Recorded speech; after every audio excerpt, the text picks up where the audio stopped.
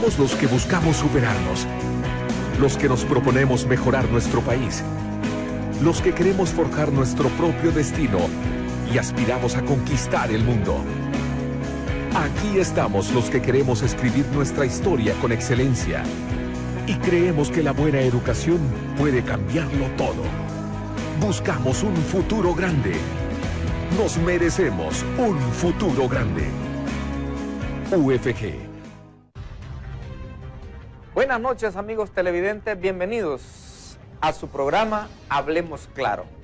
Hoy miércoles 16 de enero tenemos a nuestro invitado de todos los miércoles hasta el día 30, nos ha dado plazo, que nos alquila el tiempo, el inquilinato.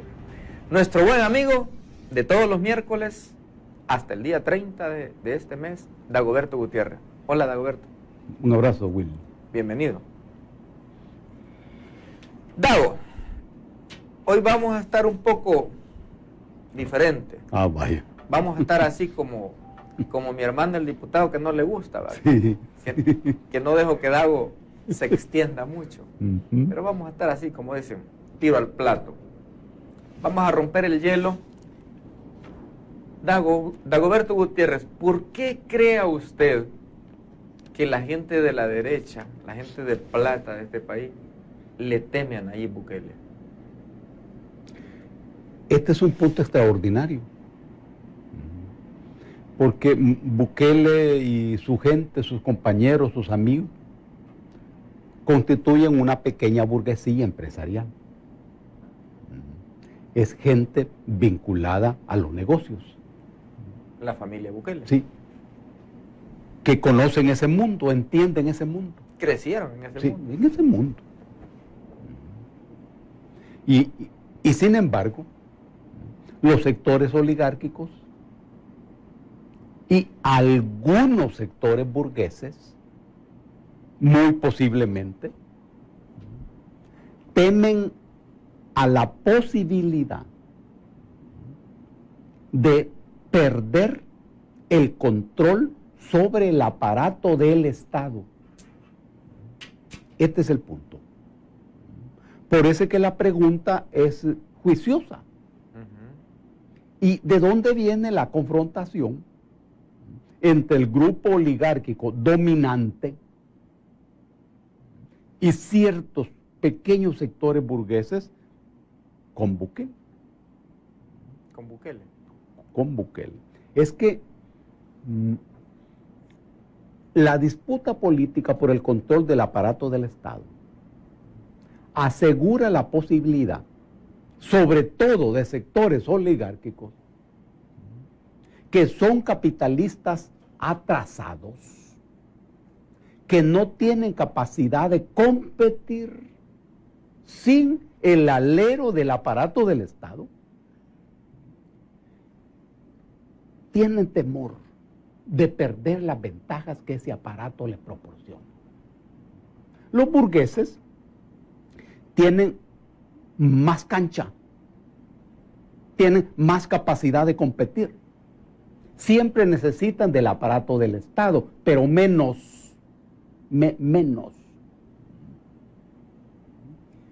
Ahora, el motor de esa confrontación es parecido a lo que ocurrió en el marco de la Guerra Civil. A partir de 1932, la Fuerza Armada se convirtió en la clase gobernante. Sí, los gobiernos militares.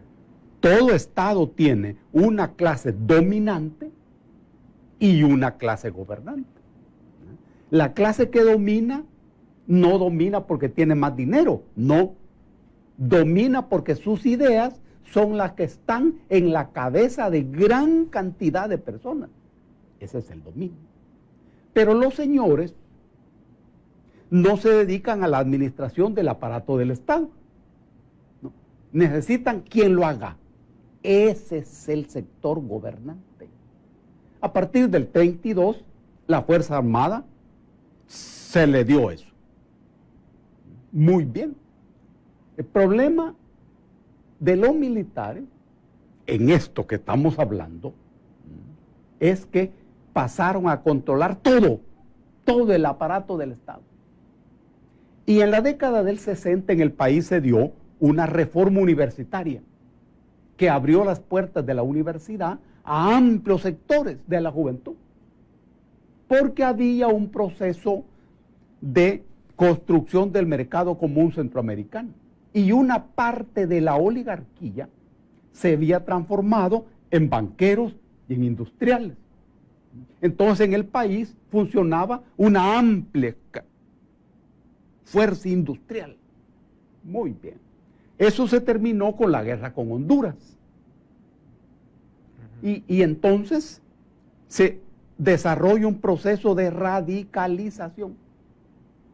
Y se planteó el problema de la exclusión política. Esa exclusión política fue el motor de la guerra civil. Y la guerra terminó cuando los oligarcas resolvieron eso. ¿Qué pasa hoy? 30 años después del fin de la guerra. Que de nuevo se plantea el problema de la exclusión política. Porque en la fórmula que se adoptó para terminar la guerra civil, los oligarcas se hicieron más poderosos que nunca. Un número más reducido, sí, pero más fuertes. Y controlan todo. Este sector de la pequeña burguesía empresarial ha entrado a disputar y a enfrentarse a esa exclusión política. De nuevo, no es exclusión económica, no. Ellos son comerciantes y conocen ese mundo. Una exclusión política. Y los oligarcas, que como son oligarcas no tienen una cabeza burguesa, política y flexible, los tratan como enemigos. Y entonces ven a Bukele y su grupo como enemigos. No terminan de darse cuenta que el problema de la coyuntura en rigor no es Bukele y sus amigos, es el pueblo. Es la gente que está harta, la gente, de la situación del país. Ellos no ven eso. Pero la razón de la confrontación es justamente eso. Temen perder el control del aparato del Estado. ¿Y qué pudo haber pasado, Dago, cuando en aquel supercoena que tuvo don Archibaldoqui, el dueño de la DOC, el dueño de la Sal, de la Constancia, don Ricardo Poma? Bueno, los que dan las órdenes detrás del telón, como dicen, se pusieron al frente. Don Archi hizo su coena, pero toda esa gente que siempre ha estado detrás del telón, que ordenan y ejecutan, claro, con el control remoto. ¿Qué habrá pasado por su mente que decidieron ponerse al frente? Correcto. Normalmente tienen sus instrumentos. Ah, pero eso es sí, ahí, y los partidos políticos son sus instrumentos. Pero hay circunstancias en donde deciden hacer ellos mismos las cosas, actuar ellos directamente. Ahora ya hay un momento de eso. Arena nace en 1980, sí, con sectores de la pequeña burguesía. No era un partido oligárquico, no. El FMLN también nace en 1980. En diferentes meses. Sí, también pequeña burguesía. ¿Por qué pequeña burguesía? Ah, es que nosotros éramos pequeños burgueses y los de Arena también pequeños burgueses. Pero ustedes con ideas y aquellos con pisto. Nosotros éramos pequeña burguesía intelectual. Oh. Pequeña burguesía intelectual. Pero también pequeña burguesía.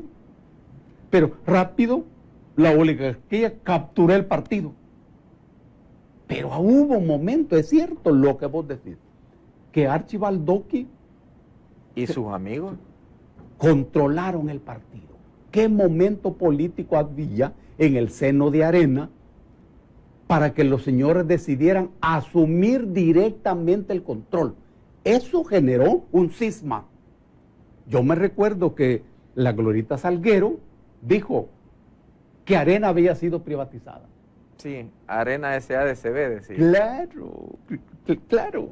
Porque entonces los partidos políticos no juegan su papel y pierden fuerza ante la gente.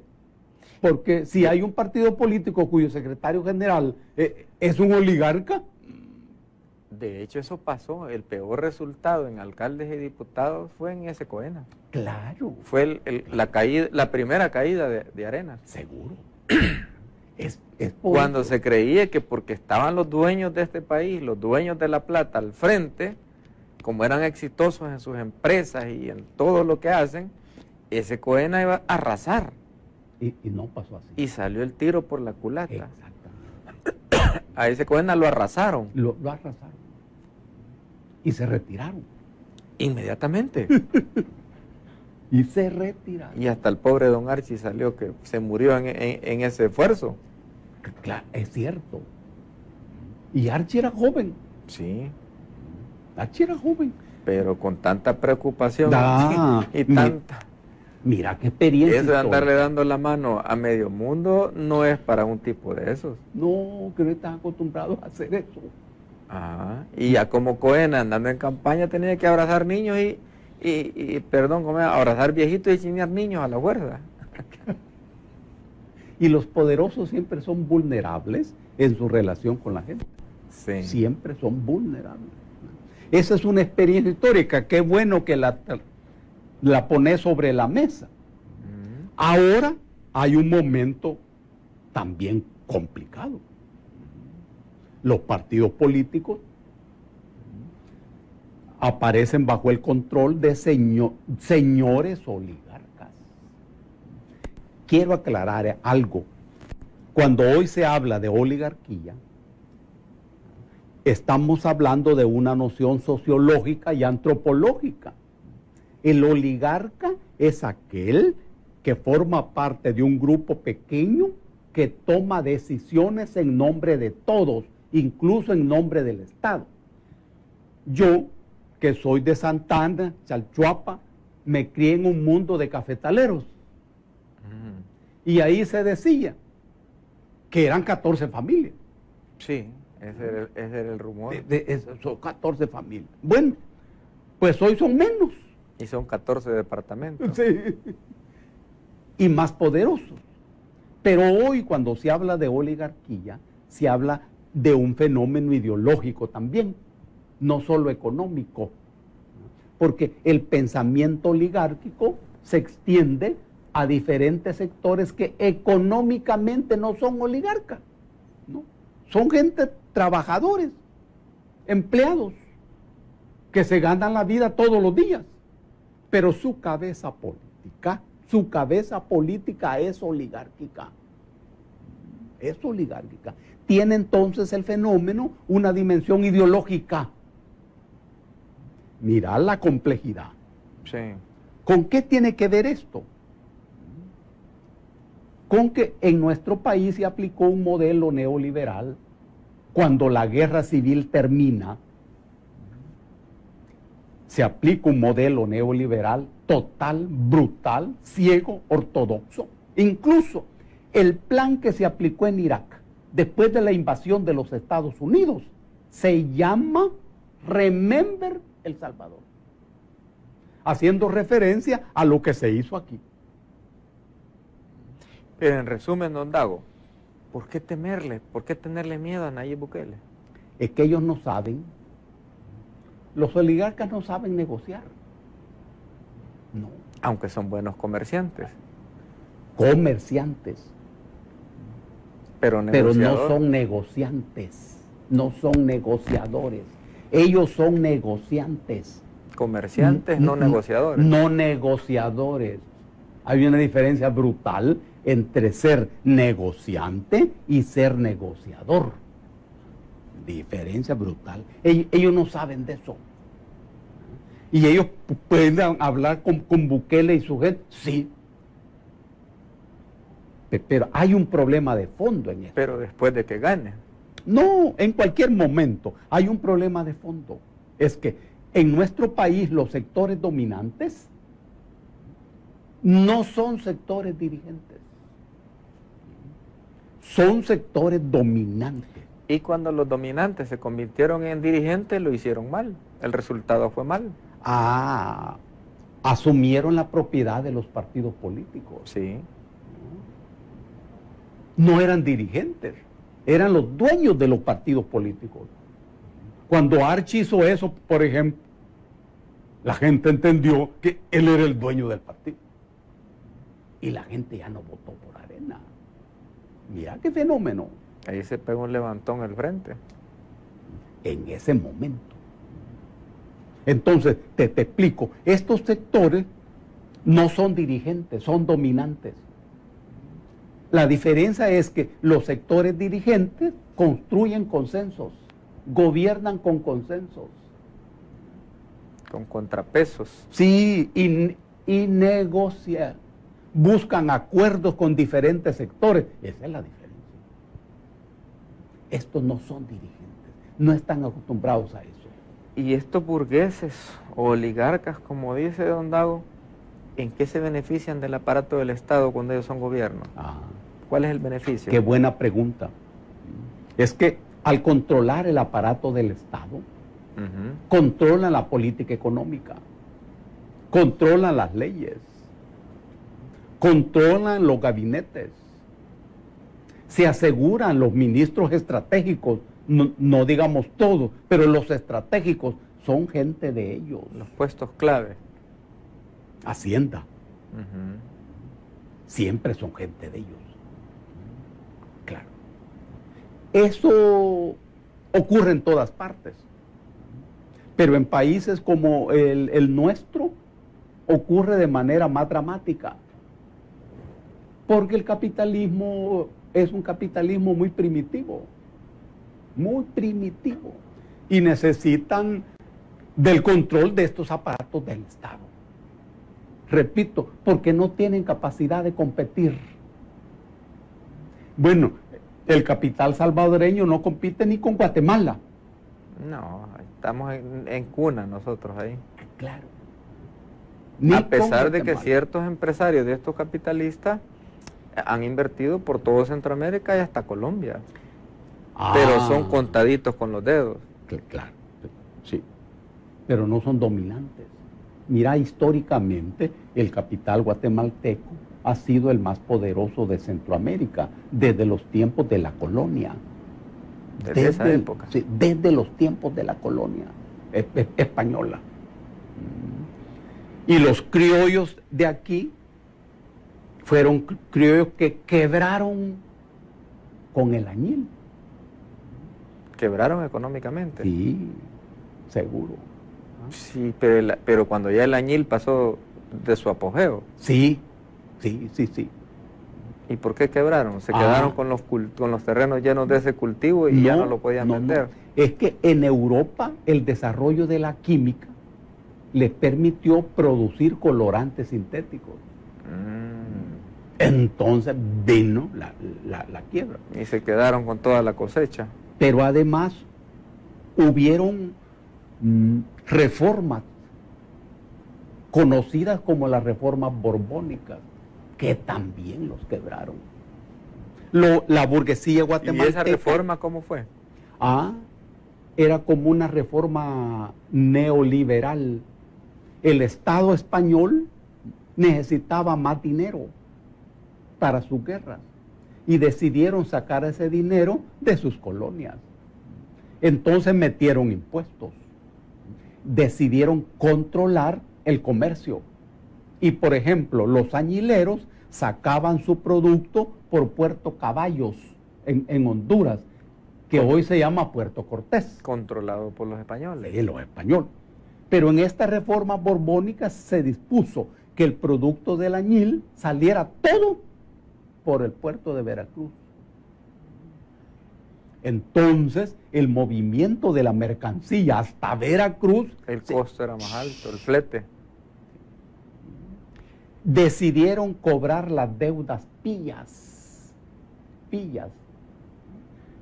que era que las iglesias en ese tiempo funcionaban como bancos Mm. y hacían préstamos. La iglesia prestaba dinero Claro, a intereses. claro. Y entonces... Bueno, de hecho el Vaticano tiene un banco. Bueno, eso es hoy. No le pagaban a la iglesia. Eso se llamaban deudas pías. Entonces vino la corona española. Dentro de estas reformas decidieron cobrar las deudas pías. Pero hubo un papa que se llamó así, Pío. Varios. Varios. Varios. ¿Y qué pasó? Los terratenientes que no le habían pagado a la iglesia se quedaron sin nada. Sin la tierra. Claro, porque la corona se cobró la deuda. Expropiando Claro, los terrenos. seguro. Y por ejemplo, el cura Miguel Hidalgo y Costilla, allá en Dolores, en México, tuvo uno de sus hermanos que se quedó sin nada y se suicidó. En todos estos países. Entonces, ¿Que se lo quitó la iglesia o la corona española? La corona española. Pero la iglesia le vendió la deuda a la corona española. ¿O? No, la corona española quitó todo eso. Ah, expropió. Sí. Así, a la machada. Como claro. Y le quitó a la iglesia la facultad para prestar dinero. Y la corona se cobró las deudas de la iglesia. Oh. Claro. Entonces, todos estos sectores perdieron capacidad económica. Pero la iglesia era un poder fuerte. ¿Cómo se dejó la iglesia montar eso? Que era la corona. No, pero le dan poderes ambos. Sí. Hubo un gran desequilibrio. Toda esa situación es lo que determinó la lucha por la independencia. Aún en medio de esa situación, los criollos guatemaltecos siempre eran poderosos. Y hoy lo siguen siendo. Lo siguen siendo. Todo esto se mueve en el temor de la oligarquía a Bukele. Ok. Hablemos un poco. ¿Vio el plan de gobierno que presentó Nayib Bukele? Sí. ¿Qué le parece? A mí me parece que no se trata de un planteamiento extraordinario en el sentido de que son cosas que nunca se hayan dicho o que nunca se hayan pensado. Se trata de una serie de cosas que cualquier gobierno medianamente decente y medianamente inteligente debieron haber hecho de hace años. De hace años. Eso en primer lugar. En segundo lugar, dentro de los planteamientos de su plan, hay algo de gran importancia. Se refiere al planteamiento de reforma del Estado. El planteamiento empieza con lo que se llama gestión pública, una nueva gestión.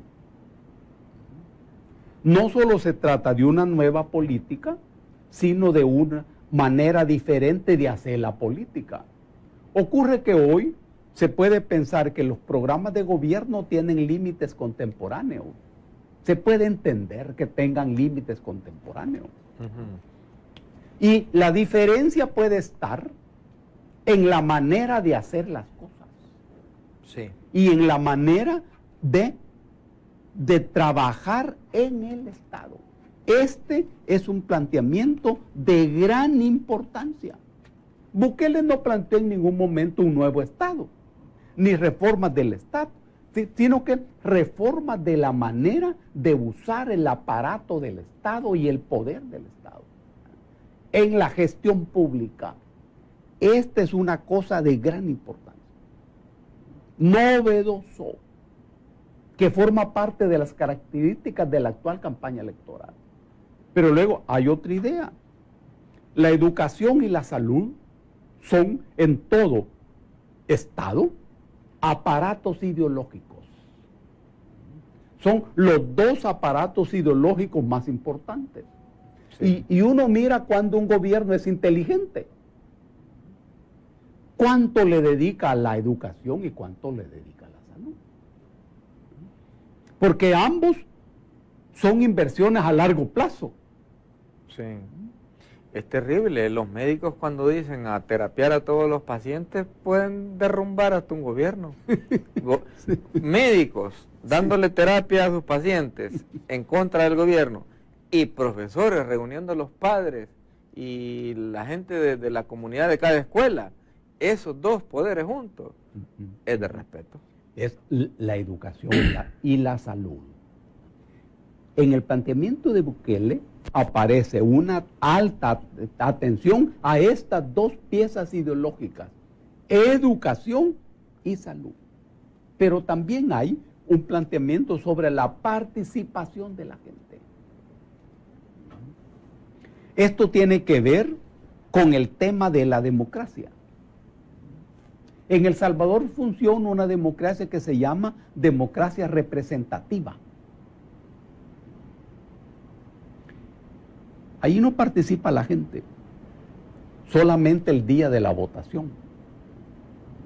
La figura del referéndum y el plebiscito no existe en nuestro país. A la gente no se le consulta nada. En la ley del ambiente y en el código municipal aparece la figura de la consulta pública, pero no se usa. Cabildo abierto le llaman ahí. En el código. Pero el código no tiene, esa figura no tiene ningún sentido vinculante para el Consejo Municipal. No, se lo pide la Corte de Cuentas para los procesos cuando usted licita una obra en una comunidad, pero nunca le ponen importancia. No.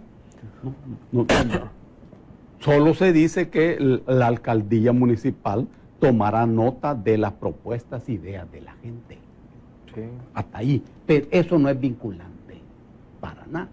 Entonces, en el planteamiento aparece el esfuerzo de la participación de la gente. Ideas como el tren, por ejemplo, esas son ideas no nuevas, de larga data. Se viene hablando de eso de hace tiempo. Bueno, de hecho, es tan antiguo que ya había tren y se quitó. Claro. O sea, no es ni que va a haber por primera vez. No, hombre. Es reactivar. Es reactivar. El hecho de que el territorio marítimo es más grande que el territorio continental, claro, hombre. Es así. Ahora, hay allí planteamientos a largo plazo. Esta es una cosa muy importante. Sí. Los gobiernos hacen una serie de obras y trabajos que no culminan en su periodo, sino culminan en el periodo de otros gobernantes. Hay una serie de planteamientos que hace Bukele en su plan que son de esa naturaleza. Y eso es muy importante. Ha tomado ideas de otros documentos y otros materiales según se ha estado diciendo. No, pero es que las buenas ideas de un gobierno se deben continuar. Esa es una buena noticia. Hay que romper eso, porque aquí lo que hace un alcalde o lo empieza a hacer un alcalde, el otro ya lo deja de hacer porque fue idea del alcalde anterior. Un gobierno hace una carretera y no la terminó hasta donde el gobierno la hizo, hasta ahí quedó. Es una tragedia. Y ahí tenemos un ejemplo, esa carretera que va para San Miguel de 4 carriles. No llegó ni siquiera a Lempa.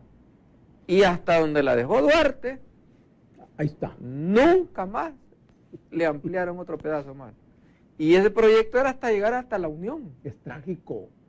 ¿Ah? Tremenda. Y que Nayib agarre las buenas ideas o los buenos conceptos de un plan de salud que solo lo hicieron como plan y que nunca lo ejecutaron, para mí no es plagio. Para mí es la continuidad de un gobierno. Seguro, hombre. De las ideas de un gobierno. Sí. Es la comprobación de que en el país hay buenas ideas, hombre. Y las buenas ideas deben tomarse. Los ejecutores. Sí. ¿Quién las haya dado? No, eso no importa. No importa. Eso no importa. Lo que importa es que el beneficio llegue. Claro. Y que las cosas se hagan, aunque no se hagan en el gobierno específico. Es que sería como el plan de gobierno, o sea, sería la ruta a seguir de este gobierno y de los que vienen. En Estados Unidos proyectan una carretera de 1000 kilómetros, por decir así, que va a conectar de un estado a otro. Pueden pasar 6 presidentes Y el sexto que llega es de la termina. No es porque llegaron los republicanos, entraron los demócratas, que esa calle va a quedar como quedó esa calle que va por San Vicente y que no llegó ni siquiera a la Lempa. Desde donde la dejó Duarte, ahí está todavía. Claro, eso está planteado. Todos estos elementos aparecen en este plan.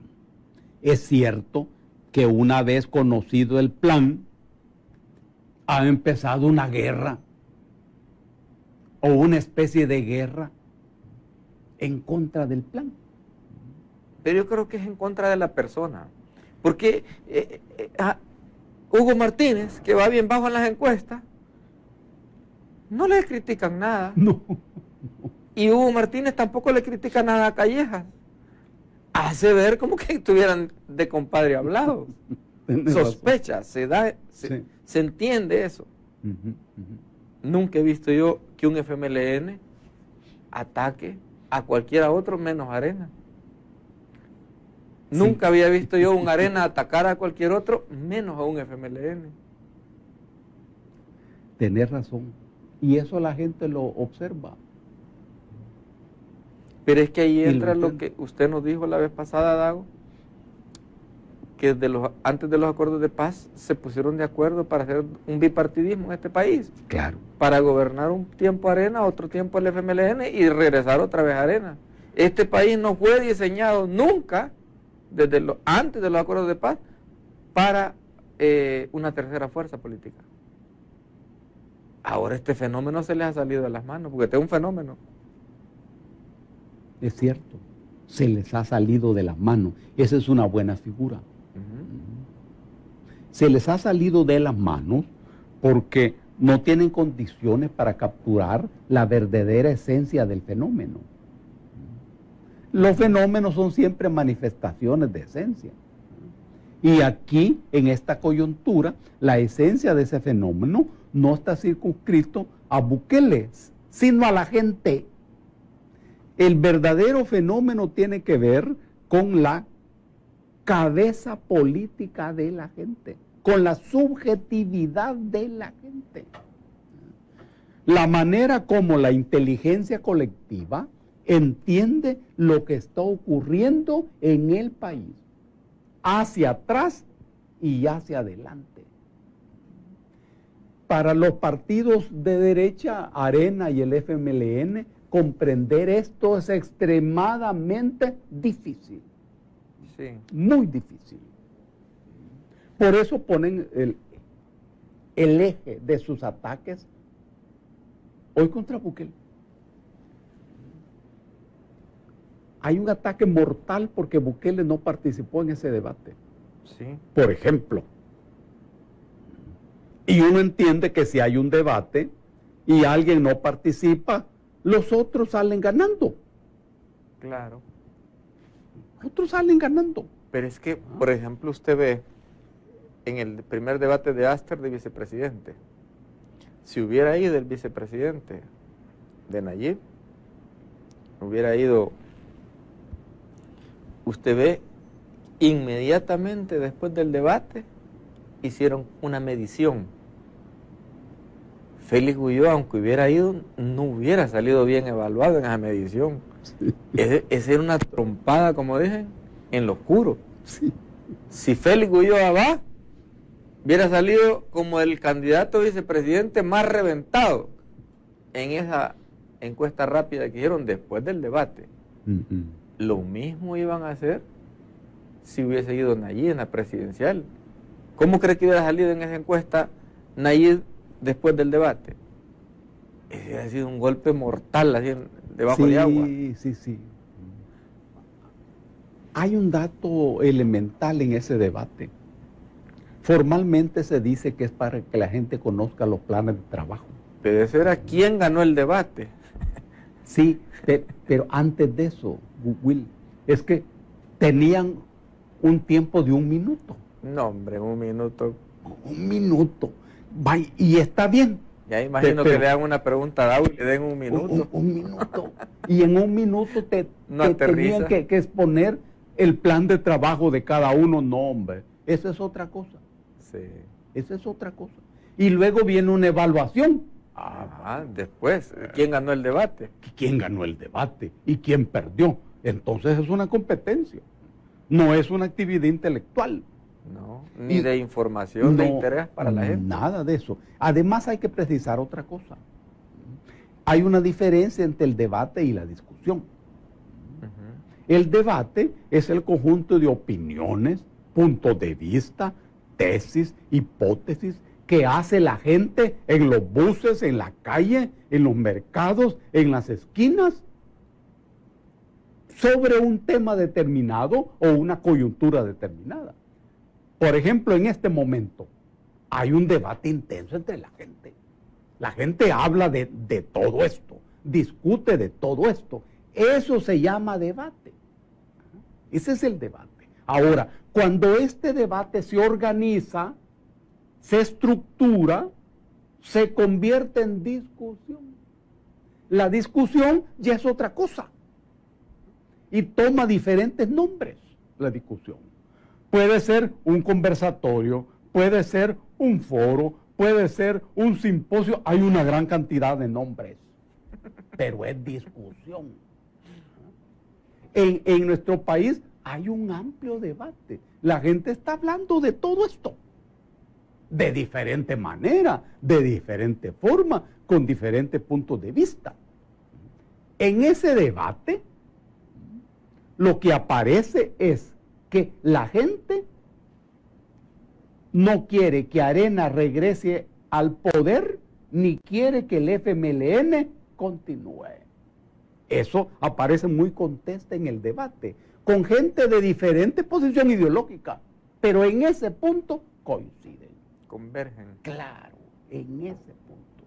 Ahora, si yo convoco a un debate para discutir los planes de trabajo y a cada participante le doy 1 minuto, es una cosa increíble. El único que podría salir bien es el que yo le haya pasado las preguntas, porque es en 1 minuto puede responder. Claro, pero supone una estructura que a vos le pasé las preguntas y que le pasé la respuesta. Pero aquí no estamos jugando los intereses. Bueno, esta PAE es amañada. Sí, se compara con una PAES. Sí. Y el otro aspecto es a lo que vos te referís, que hay una evaluación. Entonces ocurre que hay alguien que gana un debate y alguien que lo pierde. Ah, bueno. Hay alguien que lo pierde. ¿Y quién lo va a ganar? ¿Y quién lo va a perder? 3 atacando a 1. Claro, son 3 contra 1. 3 contra 1. Sí. Esa es la lógica del evento. Esa es la lógica del evento. Usted solo tira una pedrada y después espera el turno de que le peguen 3 pedradas. Así veo yo eso, Will. Y siempre le tiran al que va en primer lugar. Sí. Todos ahí convergen todos los candidatos, sí, en pegarle al que va arriba. Entonces aparece una lógica extraña, porque formalmente los partidos necesitan participar en ese debate. Pero de repente pareciera que los partidos necesitan que el que va encabezando las encuestas participe en el debate. Pero los que están exigiendo eso en el pasado, cuando han encabezado las encuestas, nunca han ido a debate. ¿Cómo podemos interpretar eso? Seguro, sí. Cristiani nunca fue a debate, Calderón Sol no fue a debate, Paco Flores no fue a debate, Tony Saca, ¿se acuerda cómo lo retaba Chafí Gándal? Que lo retaba por todos lados a que debatiera. Tony nunca fue. ¿Cuál fue la respuesta que dio Tony en una entrevista? Candidato que va arriba en las encuestas, no debate. No necesita. No debate. No me acordaba de eso. Sí. Hay historia. Y mire, Chafik, bueno, ya usted lo conoció como era de explosivo, de aventado, de hablado. Cada vez que tenía un micrófono lo retaba a Tony Saca. Lo retaba con pistola, cuchillo, machete a un debate como quisiera. Y Tony nunca con hondilla, como quisiera. Tony la única respuesta que dio fue, candidato que va arriba en las encuestas, no debate. Pero ahora hasta ley lo quieren hacer, que por ley a la fuerza tiene que ir. Mira, eso es increíble. ¿Cómo se les ocurre? Ahí vi a Norman Quijano en una entrevista decir eso. Alguien dijo eso. Sí. Eso es extraordinario. Entonces, eso obligatorio ir. Por ley Por lo quieren ley. hacer. No, hombre, no, hombre, no. Y hay una guerra. Hay una guerra. Se decía,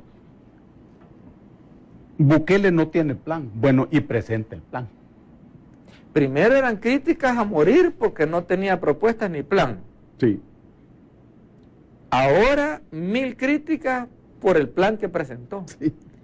Él dijo que iba a presentar su plan ese día a las 7 de la noche. El mismo día el debate era a las 7:30. Voy a presentar mi plan de gobierno. No dijo lo que le iba a hacer en vivo, grabado, algo. O sea, dijo que lo iba a presentar. Cuando nos está diciendo que lo va a hacer en vivo, pues lo lógico es que va a ser grabado. ¿Y cuál es el problema?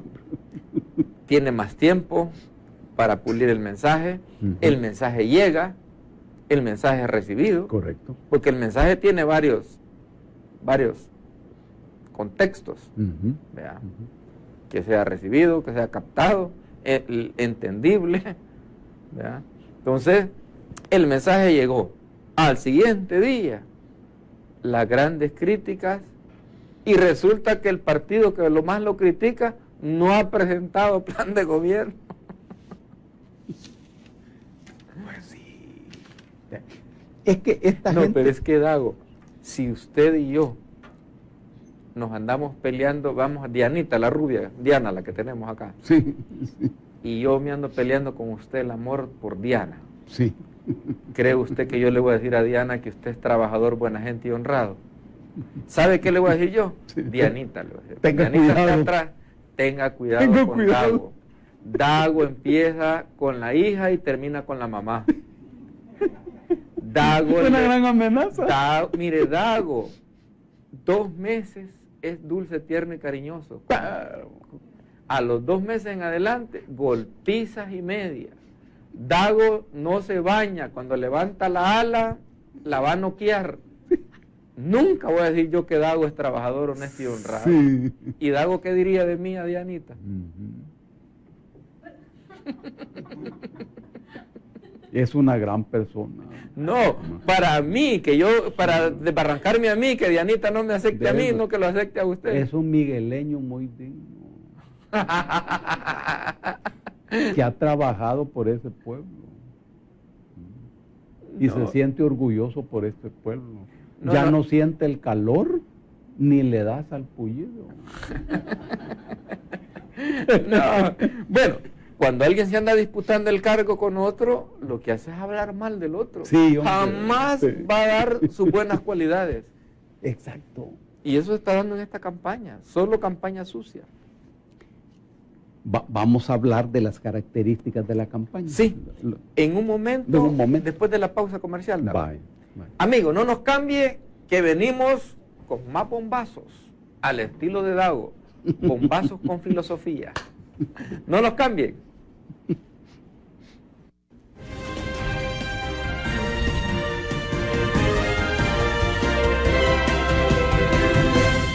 Con nosotros, con quienes están lejos y extrañamos, con quienes compartimos nuestros días, nuestros pesares y alegrías, y nos unen los mismos sueños.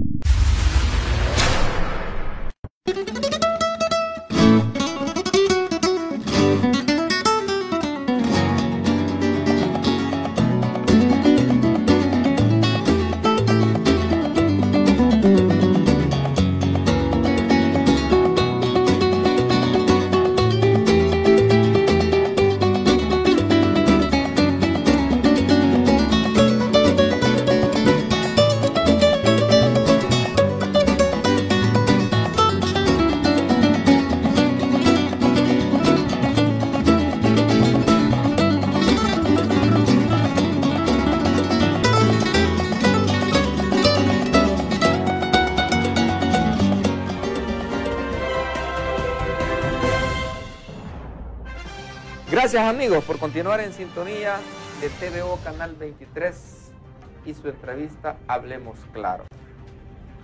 Tao, vamos a hablar, yo he escuchado un rumor por ahí, no sé si usted lo ha escuchado y me gustaría que si lo ha escuchado pues que toquemos este tema, que se rumora, se dice que esta es la primera campaña del siglo XXI, ¿verdad? Que esta campaña tiene diferentes características. ¿Qué nos podría aportar sobre eso? Es importante esa figura. Pero ¿por qué andan ahí que es la primera campaña del siglo XXI? Ajá. Es que esta campaña tiene tales características que se puede pensar justamente eso. ¿Por qué? Es la primera campaña en donde los partidos políticos no son el sujeto. No son el imán. No. Se ha entendido hasta ahora que el corazón de las campañas electorales son los partidos políticos. Y la gente se convierte en el objeto del trabajo de los partidos políticos, que son el sujeto.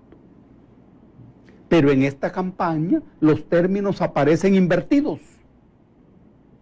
El pueblo es el sujeto y los partidos políticos son el objeto.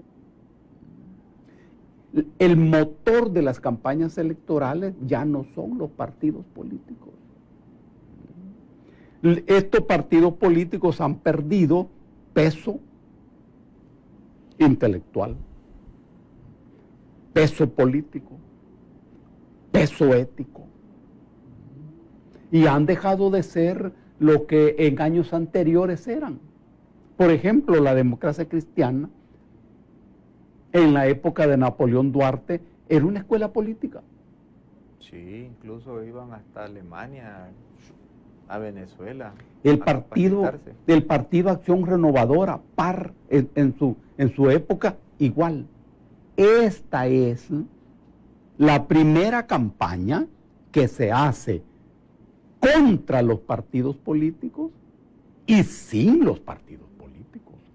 Estas son características extraordinarias. Me está dejando en la luna, sí, pero démosle. Sí, pero hay un segundo aspecto, y es que esta también es la campaña en donde las viñetas ideológicas no juegan como en campañas anteriores. Y hoy la izquierda, la derecha, no aparecen danzando en la cabeza política de la gente de manera preponderante. Y la gente no opta por un candidato porque sea de izquierda o porque sea de derecha, no. Son otras las motivaciones que mueven el voto de la gente y las preferencias y opciones políticas y preferencias electorales de la gente. No es porque tal candidato sea de izquierda o tal candidato sea de derecha. Este es un fenómeno. El intelectual brasileño Frei Beto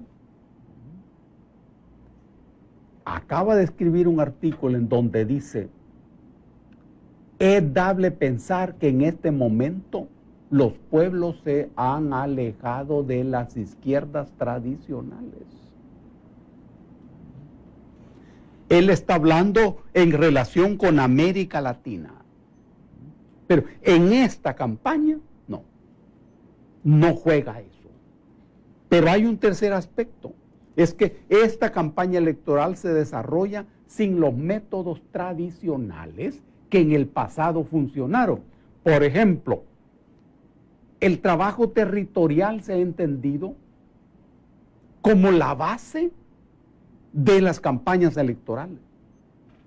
Pero ocurre que ahora, en realidad, la campaña electoral se desarrolla en esos aparatitos y en lo que se llama redes sociales. Celulares. Sí, en los celulares. Ahí está el grueso de la campaña electoral.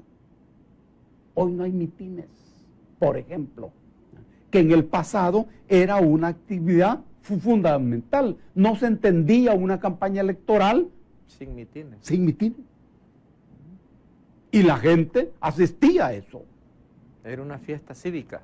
Y los partidos entendían que si hacen un mitin gigantesco, ya ganaron la votación. Hoy eso no funciona así.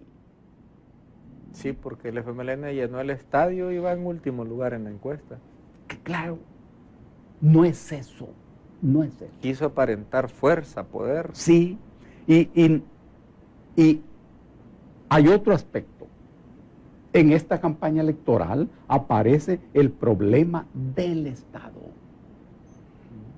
Y es que, en un sentido formal, en una campaña electoral, se discute, se presentan opciones sobre el gobierno.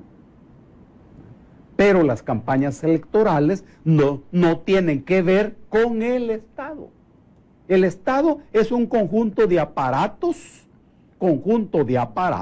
que tienen una dimensión permanente, que no se resuelven con votos, sino con el poder. Pero en esta coyuntura electoral aparece el planteamiento de un nuevo Estado. ¿Cuál es la naturaleza del Estado en El Salvador? Es un Estado oligárquico. Ahora, para las necesidades que tiene el país de renovación y de transformación, ¿es la lógica de ese Estado la que debe funcionar y la que debe mantenerse? No. Y eso ha aparecido. Gane o no el partido que la gente apoya, es otra cosa. Pero el tema ya está puesto en el debate. Un nuevo Estado. Por eso es que si se habla de campaña electoral y del siglo XXI, se puede considerar que esta es la primera campaña electoral que concita las nuevas características de la nueva coyuntura. Hay un nuevo ser humano que entiende las cosas de otro modo, que tiene otras opciones. ¿Quién ha delineado y quién ha definido a ese ser humano? No es el Estado, es el mercado. Pero este es otro tema. Es en ese sentido que pienso que es viable pensar en la campaña del siglo XXI. Finalmente, me parece que es viable decir que la gente en esta coyuntura sabe bien qué es lo que no quiere. Sabe bien. Pero hay una búsqueda para saber qué es lo que quiere. O dicho de otro modo, qué es lo que se necesita para que el país salga del abismo en que está metido. Este es el problema político fundamental. Y hay que decir sobre esto, que si nuestro país va a sobrevivir para vivir después, somos los diferentes los que tenemos que buscar a partir de nuestras diferencias un camino viable. Y por eso es que en el país es necesario más discusión, más encuentros y también desencuentros para buscar un acuerdo político entre los sectores que trabajamos para eso. Pregunta en el Facebook, porque nos están viendo en Facebook ahorita, Douglas Romero. Don Dago, ¿me podría usted explicar por qué los demás partidos desvirtúan las encuestas que favorecen a Bukele? Es que...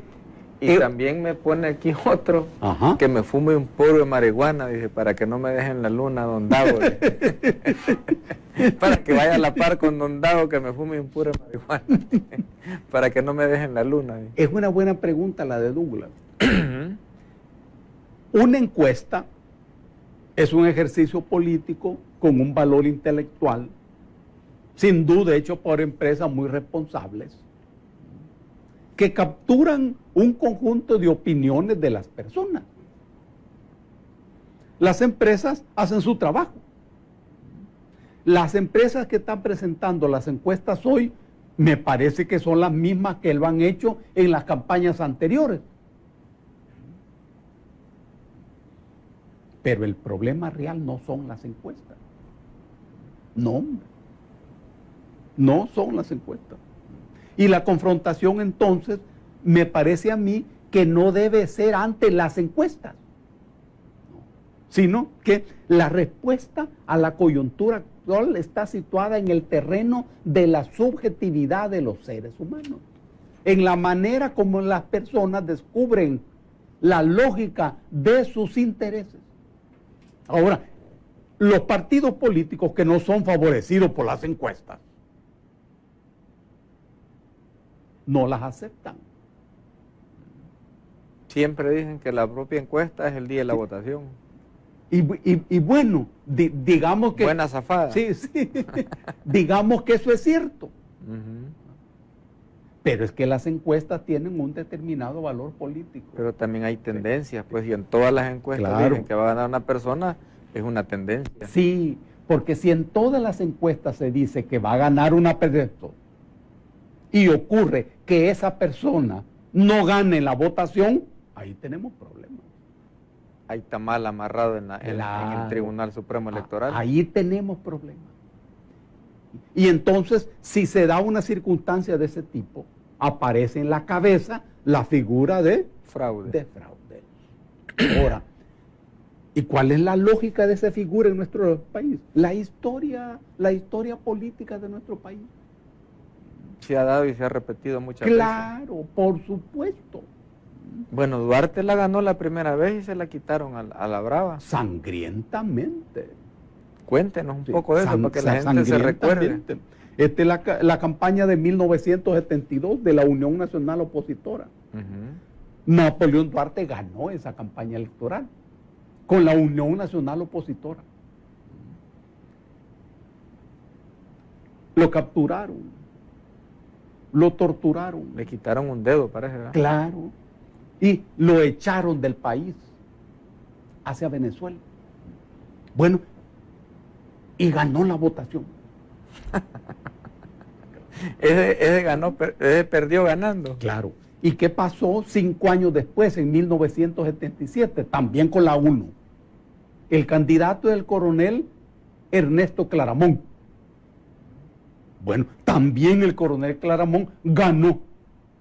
Pero el día de la votación llegó hasta el mediodía. Cerraron las urnas al mediodía. Sí, el mediodía de 1977. Entonces el pueblo se tomó la Plaza Libertad. 2 días de berrinche y después todo el mundo tranquilo. Fueron más. No. Se hizo ahí un mitin permanente las 24 horas del día. Las 24 horas del día. Y ahí eran las 11 de la noche y había una persona hablando. ¿Pero qué resolvieron? El 28 de febrero de 1977, el ejército asaltó militarmente la plaza. Y le dio culatazo. No. Disparó a matar, a sangre y fuego. 200 o 300 personas muertas. Guau, esa parte no me la sabía de la historia. Claro. Estos de Facebook les encanta que les diga, mire que me dejó en la luna. Ahí me ponen a estar fregando y fregando que con eso que me dejó en la luna. Sí. Vaya pues, me dejó en la luna. Esa es la historia. Cuando la gente en estas circunstancias que estamos analizando habla de fraude, es que es la lógica histórica. O sea que mataron más de 200 personas. Claro. Para que se desarmara la oposición de ese momento. Seguro. La crítica. Sí. Mira, y de inmediato pasaron a lavar la sangre que quedó en la plaza. De tal manera que a las 6, 7 de la mañana todo estaba limpio. Hasta perfumado. Todo limpio. ¿Y los muertos? Y de nuevo el coronel Claramón al que nadie podía acusar de comunista. No. Venía de ser militar. ¿Qué? Era un militar. Lo echaron para Costa Rica. Era moda que lo sacaban también. Claro. Pero claro. Funes se fue él solo, no lo sacaron. Bueno, eso es otra historia. Es útil contar esto para explicar por qué la figura de fraude aparece en la cabeza política de la persona. ¿En qué año fue la candidatura del presidente Duarte? ¿En el 83? 72. No, cuando la ganó. Ah, En el 84. 84 fue, ¿verdad? Sí. Yo era militar y voy a confesar algo aquí. Uh-huh. A nosotros, la unidad de nosotros, nos mandaron a cuidar las urnas a Guatajiagua, departamento de Morazán. Pero cuando hacen el famoso boca de urna que le llaman, Sí. que Duarte iba pegando una gran apaleada, nos ordenaron llevarnos las cajas de los votos, los soldados. Claro. Y la guerrilla nos iba siguiendo queriéndonos quitar las cajas de votos. La guerrilla de Guatajiagua. Sí. Nos agarramos a balazos, hallamos una quebrada y por esa quebrada nos fuimos hasta Chapeltique. Ajá, sí. Que Está cerca. Que está cerca, sí. ¿Cómo diablos hicieron para llenar esas actas y nosotros nos llevamos todas las cajas de votos? Por órdenes militares. Mira. Claro. Y aún así ganó Duarte con penqueada. Y esa orden la dieron a nivel nacional, Seguro, no solo en Guatajiagua. Aún así ganó. Aún así ganó Duarte, que fue apaleada, Seguro. fue penqueada. Pero mire, cuando un gane es alto, cualquier tipo de fraude no funciona porque Duarte ganó. Es importante. Tuvieron que darle el gobierno a la fuerza. Importante eso que estás refiriendo. ¿Mm? Importante. Porque si algo es importante en esta coyuntura electoral, es que la gente asista masivamente a votar. Que nadie se quede en sus casas. Ese día nadie se queda en su casa. Nadie se va a la playa antes de ir a votar. Después de ir a votar, sí. Pero, además, como la figura del fraude tiene un peso histórico en nuestro país, se trata de votar y quedarte para estar vigilando lo que está ocurriendo. Hoy no se trata de votar e irte para la casa. En circunstancias normales eso se puede hacer, como no, sí, pero Cuando hay ahora confianza. no. Cuando hay confianza, además, pero ahora no. Votás masivamente y te quedas allí. Porque la garantía contra el fraude está en manos del pueblo. No hay organismos internacionales, no. Y no estamos diciendo que el Tribunal Supremo Electoral va a hacer eso, no. Es que hay diferentes modos, diferentes métodos. Por eso, un primer punto, voto masivo. Nadie se queda en su casa, todo el mundo va a votar. Y que no voten nulo. Sí, exactamente. En esta coyuntura no se trata de eso. Vote No, bien, marque vote bien. Vote arriba y al centro, como dicen. Sí, claro. Y para todos los participantes se trata de un juego limpio. De tal manera que el que gane bien. Y que el que pierda bien. Esta es la condición. Sí. Esta es la condición. Dice en Facebook Antonio Cigarán, Pablo Neruda, dice, escribió, dice, un poema titulado Masacre. Pareciera que describió la masacre del 28 de febrero. Claro. Sí, seguro. Esa no me la sabía yo, Sí. que habían masacrado a la gente, sí. Y mira, ese fue un error muy grave de la Fuerza Armada de aquel ¿Y momento. quién se supone que ganó esa vez? Romero. Un presidente militar. Claro, el general Romero. Fue un error. Iba manchado de sangre ese gobierno. Sí. ¿Y qué pasó en la conciencia de la gente en esa masacre? Para la gente quedó claro que el único camino era la guerra. Ahí le abrieron las puertas. Claro. Otros caminos estaban cerrados. La insurrección. Claro. Esa matanza cerró todos los otros caminos. Y vino la guerra.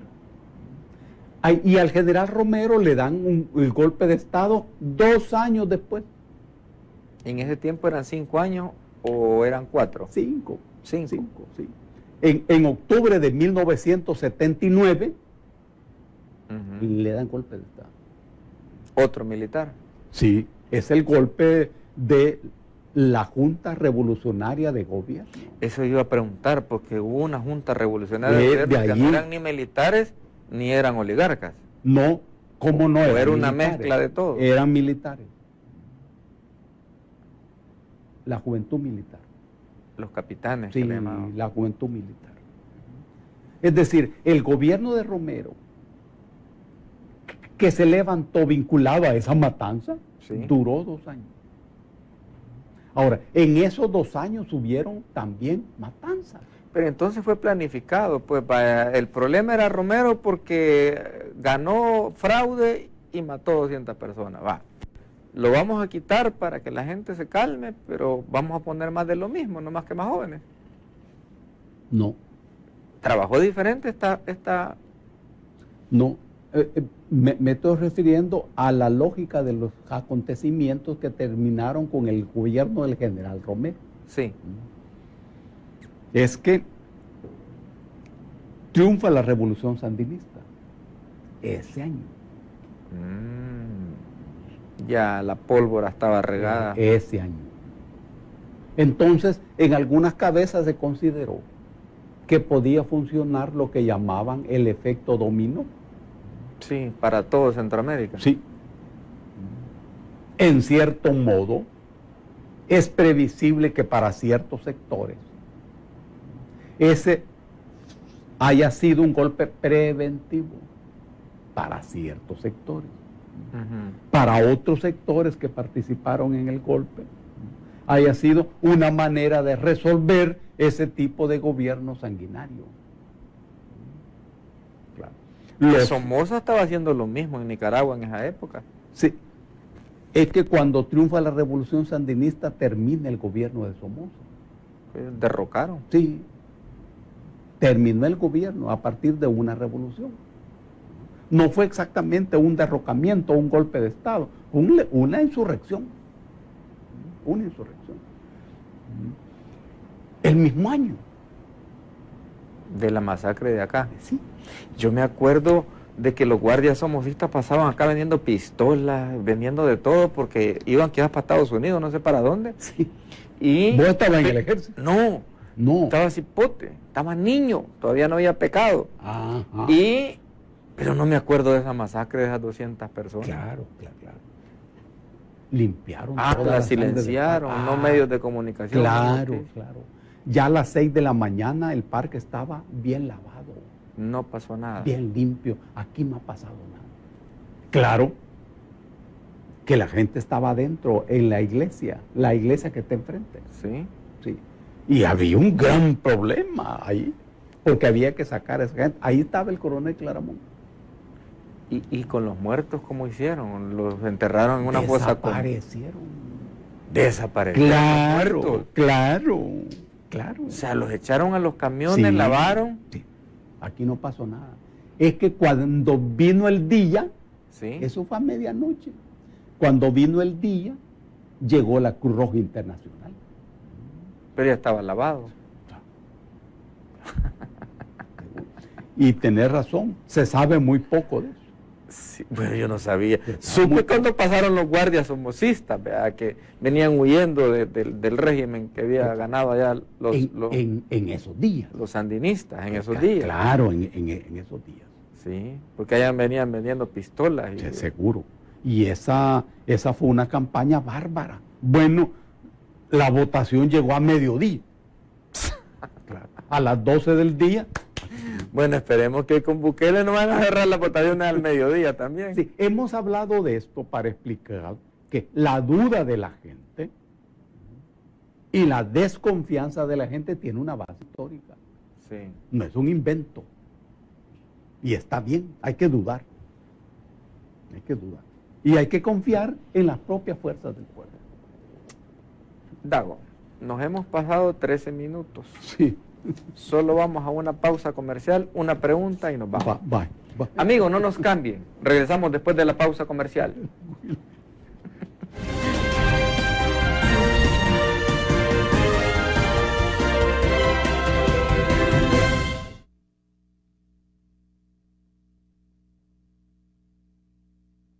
Con quienes están con nosotros, con quienes están lejos y extrañamos.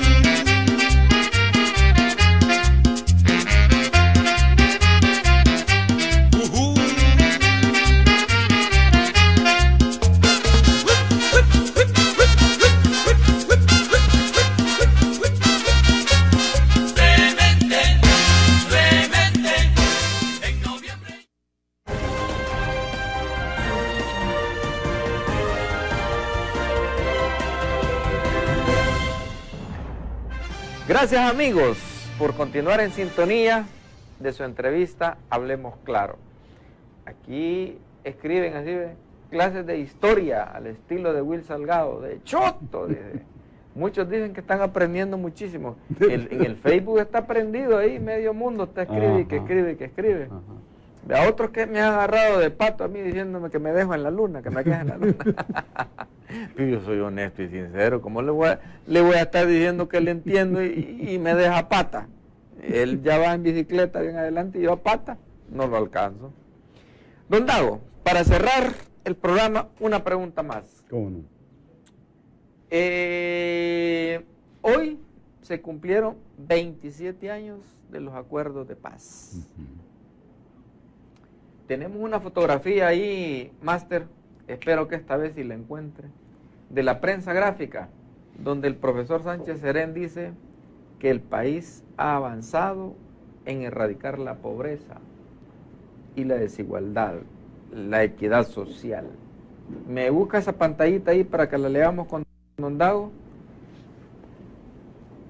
Ahí está, mi Don Dago. Dice, en el marco de la celebración de firma de los acuerdos de paz, el presidente Sánchez Serén dice que es propicio resaltar que el país ha avanzado en erradicar la pobreza, la desigualdad, el respeto a los derechos ciudadanos y la equidad social. ¿Qué quiere decir con equidad social? ¿Qué es eso? Sí. Explíqueme, don Dago. Sí. Lo voy a apuntar. Sí. Equidad social, dice. Equidad, sí. Porque aquí sí me dejó en la luna, y mire quién me dejó en la luna, el profesor Sánchez Serén. Sí. Equidad social. Sí.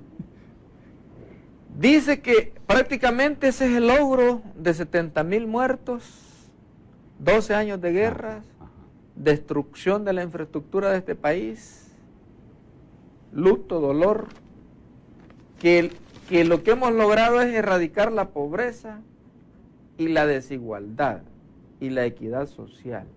Equidad social. Hemos erradicado la pobreza en estos 27 años después de los acuerdos de paz, ¿no? Hay que referir antes algunas otras cosas. Las negociaciones terminaron la guerra, sí, pero no terminaron el conflicto. Ocurre que el conflicto es el continente. El conflicto es social, económico, político, es de salud, laboral, es de educación, es laboral. Todo eso es el conflicto de género. La guerra es uno de los contenidos de ese conflicto. ¿Qué es lo que abordó la negociación? El fin de la guerra, pero no el fin del conflicto. Este es un punto fundamental. Ahora bien, termina una guerra con esa negociación. La guerra civil. Guerra civil. Y de inmediato empieza otra guerra, que es la actual, guerra social. La actual guerra es la más sangrienta de nuestra historia, la más compleja, la más difícil, que además es una guerra ignorada y negada. En muchos sectores aquí no hay guerra y aparece la figura de la paz. Es viable hablar de paz, siempre y cuando se precise que cuando se habla de paz en nuestro país se está hablando de ausencia de guerra, nada más de ausencia de guerra. Pero estamos hablando de ausencia de guerra civil y presencia de una nueva guerra. En la guerra actual, sí, el territorio está en manos de la pandilla. Y la pandilla es una fuerza económica, una fuerza política y una fuerza militar. Esto nace luego de la firma de los acuerdos de paz. Acordémonos que nace como Mara. La Mara es un concepto sociológico. Pero luego desaparece la Mara, aparece la pandilla y aparece el territorio controlado por la pandilla. Y hoy esa pandilla pasa a un tercer nivel, de una fuerza política, una fuerza económica y una fuerza militar. De tal manera que en estas circunstancias hablar de paz en nuestro país no es fácil. Hay que tener valor. Ahora, la equidad social. Esta es una figura. Le voy a mostrar una pantallita, yo ya la busqué en Google. Le pongamos la pantallita de la equidad social. Pero la otra que me gustaría, don Dago, que me diga es que también dice que la desigualdad. O sea, ¿qué quiere decir Sánchez Serén con esto? Sí, está bien. Dice, se ha erradicado la pobreza. Sí. Yo pienso que hay más pobres. Hay más pobres, sí. Hay más pobres. Ajá. Claro. La desigualdad. Esto es falso, me sigue aquí solo en el manual de dormir del comunismo que dice que todos somos iguales, y en la religión que ante los ojos de Dios todos somos iguales. Bueno, el comunismo no establece la igualdad. Ajá. No. ¿Y cómo ustedes le daban terapia a la gente ahí que todos somos iguales? Es que sobre eso hay muchas leyendas urbanas. Sí. Hay un principio que aparece en la Biblia de los hebreos, en donde se dice, a cada quien según su necesidad y de cada quien según su capacidad. Ese no es un trato igualitario, ese es un trato equitativo. equitativo. A cada quien se le da de acuerdo a la necesidad. Y de cada quien se le exige de acuerdo a la capacidad. A la capacidad. Sí. Lo equitativo es justamente eso. En lo equitativo se reconoce una diferencia y cada quien aporta de acuerdo a lo que puede. Vaya, tenemos la pantallita ahí de equidad social. Yo la Ujú. busqué en Google, miren, y dice, la equidad social es la forma en la que se denomina, dice, al conjunto de prácticas que pretenden demoler todas las barreras sociales, dice, culturales, económicas o políticas, que impliquen exclusión y desigualdad. Mire, Sánchez Serén me dejó más en la luna todavía. Y mire quién me dejó más en la luna, Sánchez Serén. Sí. O esto se lo han de haber hecho otros, quizás, ¿verdad? Lo equitativo aparece expresado en esta fórmula. A cada quien se le exige de acuerdo a su capacidad y se le da de acuerdo a su necesidad. No es la igualdad. La igualdad es una figura que lleva a la uniformidad. Es que la característica de nosotros es la diferencia. Claro.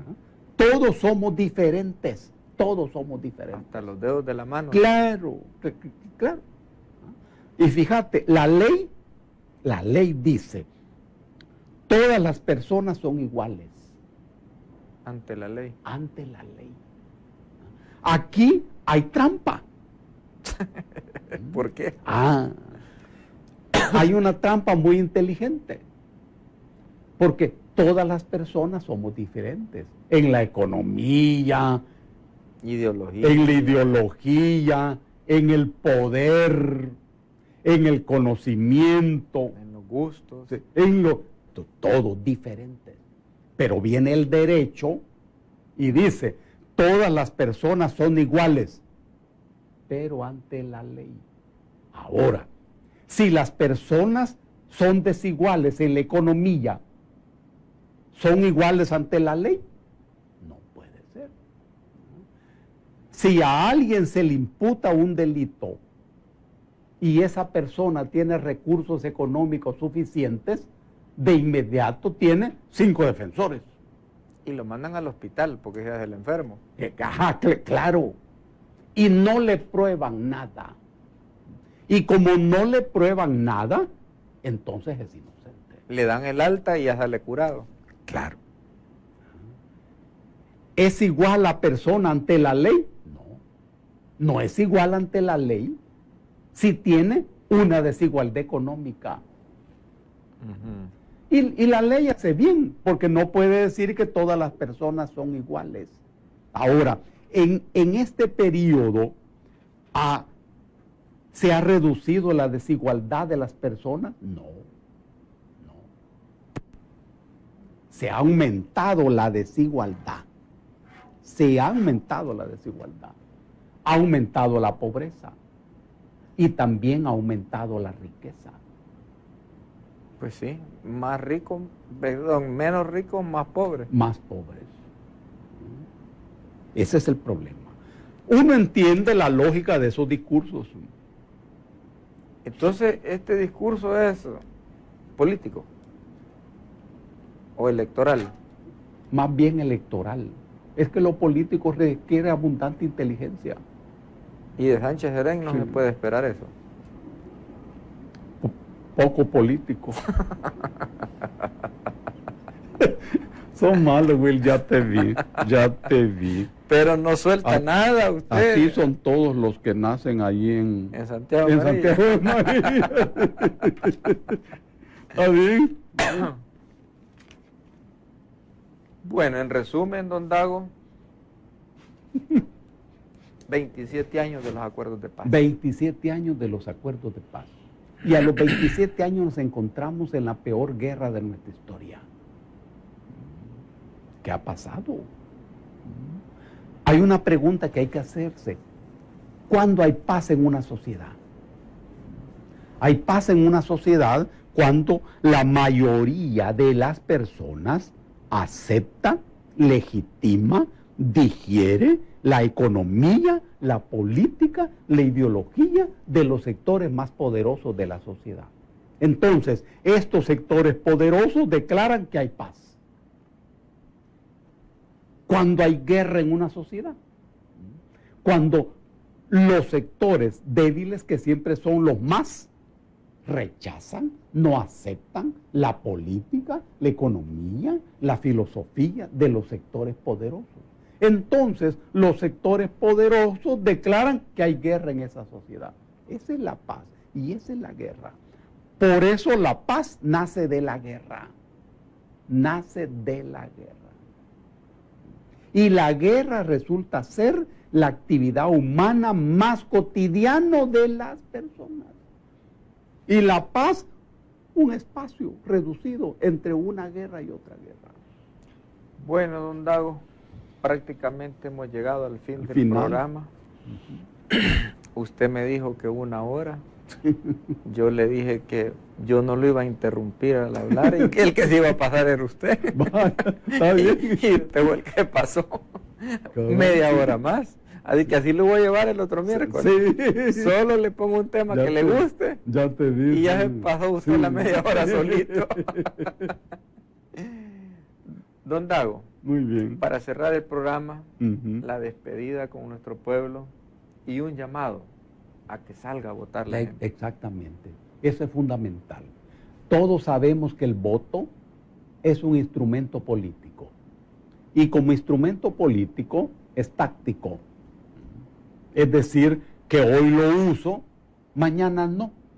Y pasado mañana lo vuelvo a usar. Esa es la táctica. La táctica no es una cosa permanente, no. Hoy en esta coyuntura, sin embargo, se trata de que todo mundo vaya a votar, tal como lo hemos dicho hace unos minutos. Y se trata de que la gente vote y se quede. Porque el antídoto para el fraude está en manos del pueblo. Solo el pueblo. Un abrazo para todos. Cuídense mucho. Y buenas noches. Un amigo que escribió dice que le mandes saludes al Tizatillo San Alejo La Unión, que lo están viendo y lo admiran mucho. El Tizatillo. ¿Cómo no? San Alejo La Unión. Así un que saludo a toda la gente bonita de San Alejo. Ya mandamos el saludo. Cabal. Bueno, amigos, hemos llegado al fin del programa. Yo recalco lo que dice don Dago, salga a votar, pero no vote nulo, no anule su voto, vote bien. Yo no le voy a decir por quién votar, porque no quiero decirle por quién votar esta noche. Solo le voy a decir por quién no debe de votar. No debe de votar por Arena ni por el Frente. Buenas noches, que Dios nos bendiga a todos. Somos los que buscamos superarnos, los que nos proponemos mejorar nuestro país, los que queremos forjar nuestro propio destino y aspiramos a conquistar el mundo. Aquí estamos los que queremos escribir nuestra historia con excelencia y creemos que la buena educación puede cambiarlo todo. Buscamos un futuro grande. Nos merecemos un futuro grande. UFG.